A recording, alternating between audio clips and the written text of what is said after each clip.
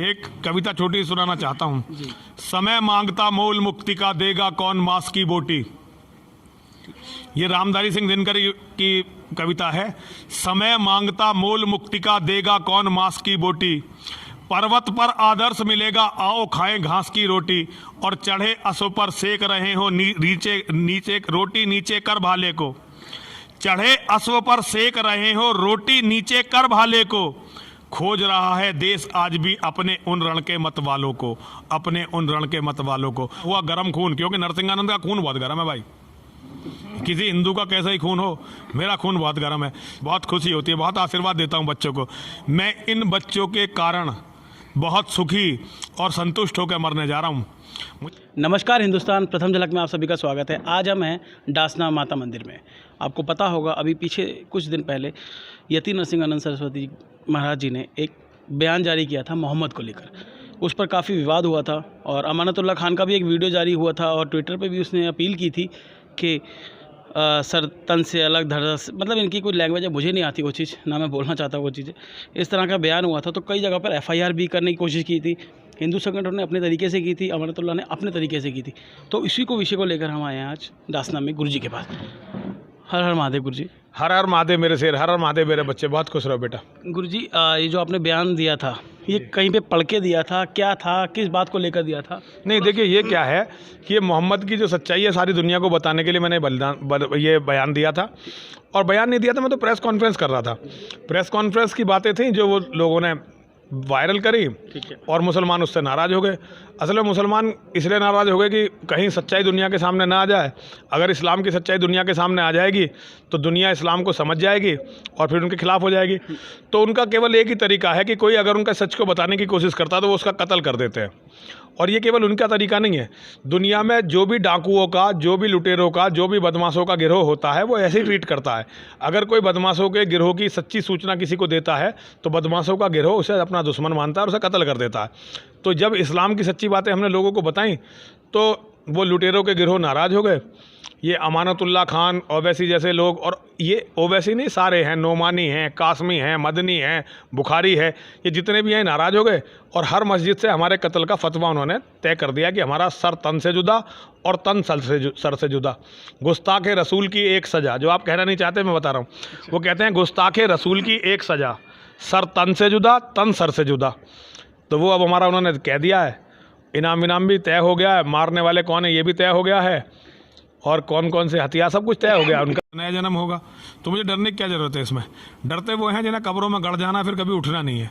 तो मैं सनातनी हूँ, मेरा डर से क्या मतलब। भैंस है एक साधु का सबसे बड़ा गुण है उसके अंदर लोभ नहीं होना चाहिए, उसके अंदर लालच नहीं होना चाहिए, उसके अंदर मोह नहीं होना चाहिए, और भय नाम की चीज़ तो उसके अंदर होनी ही नहीं चाहिए। जो भयभीत है वो फिर साधु कैसा। इसको लेकर हमने कई संगठनों ने, हिंदुओं ने, कई संगठन ऐसे हैं, बहुत सारे संगठन नाम नहीं लेने ध्यान देते हैं, खुले में देते हैं। ऐसा भी नहीं कि और धर्मगुरुओं की तरह बात करके छुप जाते हैं, कुछ करते हैं, उसके बाद आप सामने आकर सीधा सीधा चुनौती देते हैं। चुनौती देता हूँ क्योंकि मैं जानता हूँ अधर्म को चुनौती देना एक धार्मिक व्यक्ति का कर्तव्य है। ये मेरा धार्मिक कर्तव्य है। मैंने अपने जीवन के 23 साल केवल हिंदुओं के दान पर, हिंदुओं की भिक्षा पर आधारित काटे हैं। मैंने एक पैसा कभी कमाया नहीं। तो हम क्या कुत्ते से भी बुरे हैं? कुत्ता जिसकी खाता है अगर उसे खतरे में देखता है तो भौंकने लगता है। क्या हम कुत्तों से भी बुरे हैं कि हम देखें हमारा समाज खतरे में और हम कहें भी ना अपने समाज से? तो भैया मैं अपने कर्तव्य का पालन कर रहा हूँ। मेरा कर्तव्य है कि मैं अपने समाज को सच बताऊँ, वो मैं बता रहा हूँ। और एक संविधानिक पद पर बैठकर जी, आप जानते हैं आम आदमी पार्टी की सरकार है दिल्ली में, और अमानतुल्लाह खान इस टाइम पर विधायक है, और कोई वक्फ बोर्ड का कोई उसका पद भी मिला हुआ है। एक संविधानिक पद पर बैठकर ऐसी बात करना, धर्म को लेकर बात करना, क्या ये सही है? या हमारे नेता ऐसी बातें क्यों नहीं कर पाते, उसका कारण क्या है? देखिए, मुसलमान कहीं भी बैठे, चाहे वो हामिद अंसारी हो, चाहे अब्दुल कलाम हो, जो मुसलमान किसी भी पद पे बैठा लो रहेगा वो जिहादी ही, क्योंकि जिहाद ही कुरान में और हदीसों में लिखा हुआ है। तो जैसे सारे बाकी जिहादी तैसे अमानतुल्लाह खान जिहादी है। हिंदू बेसिकली गद्दार होता है। गांधी जब देश आज़ाद हुआ था उससे पहले हिंदुओं ने अपना नेता माना था गांधी और नेहरू को, मुसलमानों ने माना था जिन्ना को। तो जिन्ना ने पाकिस्तान और बांग्लादेश बनवाए, गांधी ने इस देश को बिल्कुल बर्बाद कर दिया, गांधी और नेहरू ने। तो वही परिपाटी जो गांधी नेहरू की थी वो आज तक चली आ रही है। हमारे यहाँ नेता जो बनता हमारी वोटों से, और बनने के बाद वो जो है दूसरों से मिल जाता है। तो ये हिंदुओं की एक गद्दार जो प्रवृत्ति है ये हिंदुओं के विनाश का कारण है। इसने हिंदुओं को बर्बाद किया। आप आगे क्या संदेश देना चाहेंगे, कैसे मतलब युवाओं को क्या प्रेरित करना चाहते हैं? केवल एक संदेश हर बार देना चाहता हूं, युवाओं से कहना चाहता हूं, युवा बच्चे पैदा करें, अपने परिवार पर ध्यान दें, अपने परिवार को मजबूत करें, गीता को पढ़ें, कुरान को पढ़ें। गीता को पढ़कर उन्हें अपना कर्तव्य पता चलेगा और कुरान को पढ़ के उन्हें खतरा पता चलेगा। तो बच्चों को पैदा करें, बच्चों को एक साथ रखने का काम करवाएं। और बस और क्या कहूँ, हिंदुओं से कुछ समझ में तो आ नहीं रहा, लेकिन हिंदुओं से मैं ये कहना चाहता हूँ, अगर हिंदू इस लड़ाई को हारे तो उनके घर में बैठी हुई एक एक औरत मंडी में बेच दी जाएगी, उनके सारे लड़के कत्ल कर दिए जाएंगे, उनकी सारी संपत्ति नीलाम कर दी जाएगी। इसलिए मैं हिंदुओं से केवल इतना कहना चाहता हूं, कुछ भी करके हिंदू अब इस लड़ाई को हारे नहीं।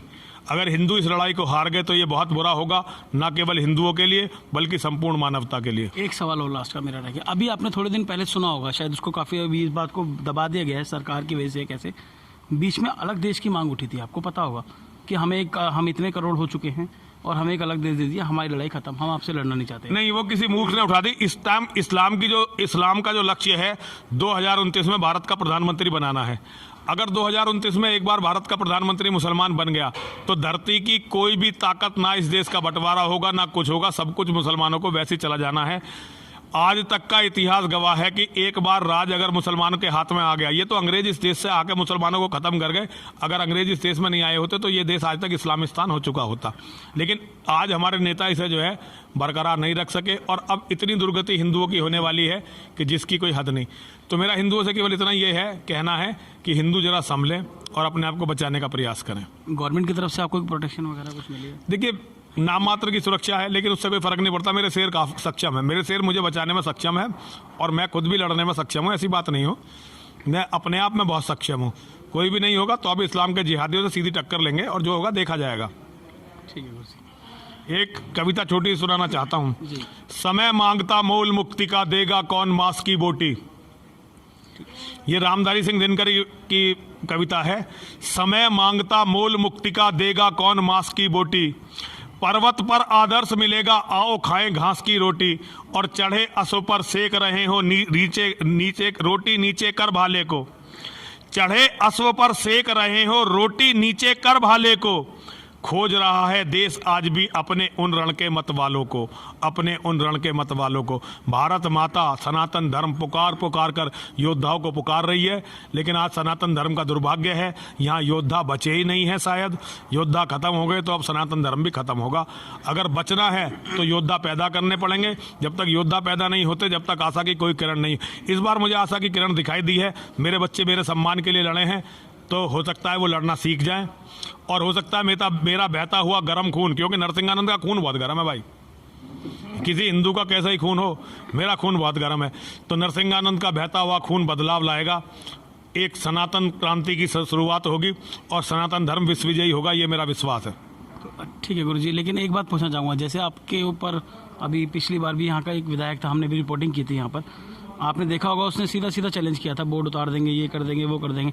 सेम राह पर अमृतुल्लाह भी चल चुका है जी। सब मतलब धीरे धीरे करके ऐसा तो नहीं हो रहा कि ये लोग अलग अलग होकर भी एक होकर आपके ऊपर टारगेट कर रहे हैं? नहीं, मुझे नहीं, वो तो सबको सनातन को टारगेट कर रहे हैं। अभी उन्हें क्या लग रहा है कि मैं सनातन की सबसे मजबूत आवाज़ हूँ, जो ना किसी राजनीति से प्रभावित होता है और ना ही किसी और चीज़ से प्रभावित होता है, तो वो मुझे मारना चाहते हैं। ये उनका काम है। यहाँ देखिए, जिहादी सब मिले हुए हैं, चाहे जिहादी यहाँ का हो, चाहे कश्मीर का हो, चाहे बंगाल का हो, चाहे असम का हो, चाहे किसी भी जगह का जिहादी हो, सब मिले हुए हैं। चाहे सऊदी अरब का हो, चाहे सोमालिया का हो, ये जितने भी जिहादी हैं, ये हिंदुओं को मारने के लिए, काफिरों को मारने के लिए मिले हुए हैं। इनका सबका लक्ष्य एक ही है, तो इन्हें अलग नहीं मानना चाहिए, सब मिले हुए हैं। इतनी भीड़ देखकर खुशी होती है थोड़ी बहुत बच्चों को मिलने? हाँ, हिंदुओं को जाके बहुत खुशी होती है जब बच्चे मेरे से मिलने आते हैं, बच्चे लड़ने के लिए आते हैं, बच्चे मेरी मदद करने के लिए आते हैं। बहुत खुशी होती है, बहुत आशीर्वाद देता हूँ बच्चों को। मैं इन बच्चों के कारण बहुत सुखी और संतुष्ट होकर मरने जा रहा हूँ। मुझे व्यक्तिगत कोई दुख नहीं है, किसी भी तरह का कोई आकांक्षा नहीं है। मेरे सारे काम पूरे हो चुके हैं, अपना काम पूरा करके रिटायरमेंट पे हूँ। अब तो मैं लाइफ को एंजॉय कर रहा हूँ, मजे ले रहा हूँ लाइफ के। जितना मेरा काम था मेरा यहाँ तक पूरा हो गया।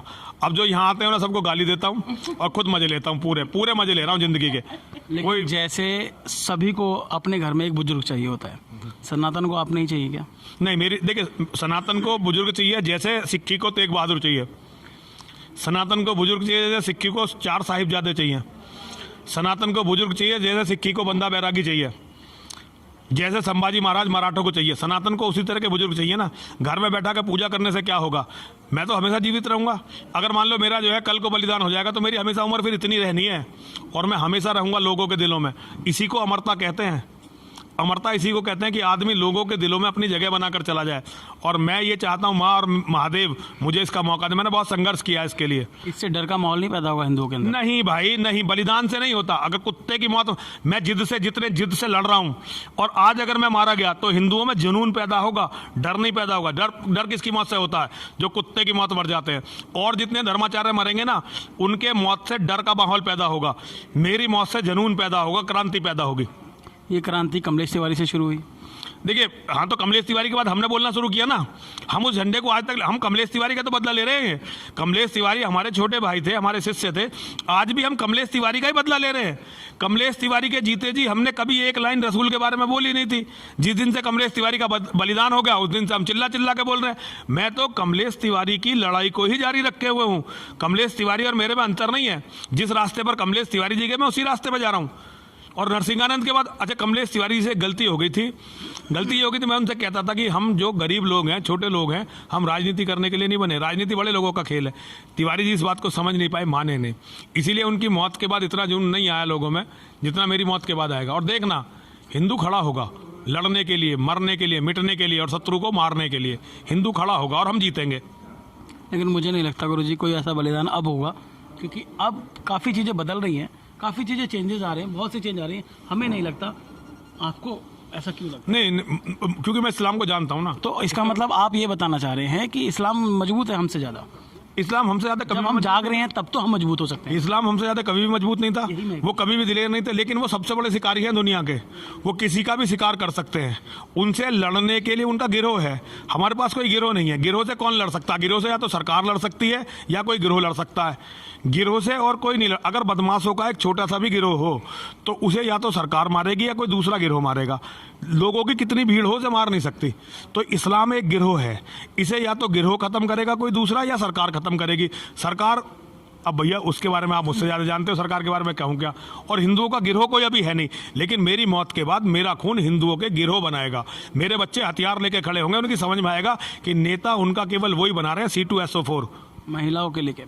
महिलाओं के लिए, अपनी बेटियों के लिए। महिला नहीं है मेरे लिए, मेरी बेटी है, मेरी बहन है, मेरी माताएं हैं। उनके लिए केवल इतना मैसेज है कि वो अपने परिवार को बचाएं, परिवार को मजबूत करें। और परिवार तब मजबूत होते हैं जब परिवार में ज़्यादा बच्चे होते हैं और बच्चे मजबूत करे जाते हैं, लड़ने के लिए तैयार किए जाते हैं, जो केवल माताएं और बहनें कर सकती हैं। तो करबद्ध निवेदन है माताओं और बहनों से, वो अपने घरों को बच्चों से भर दें।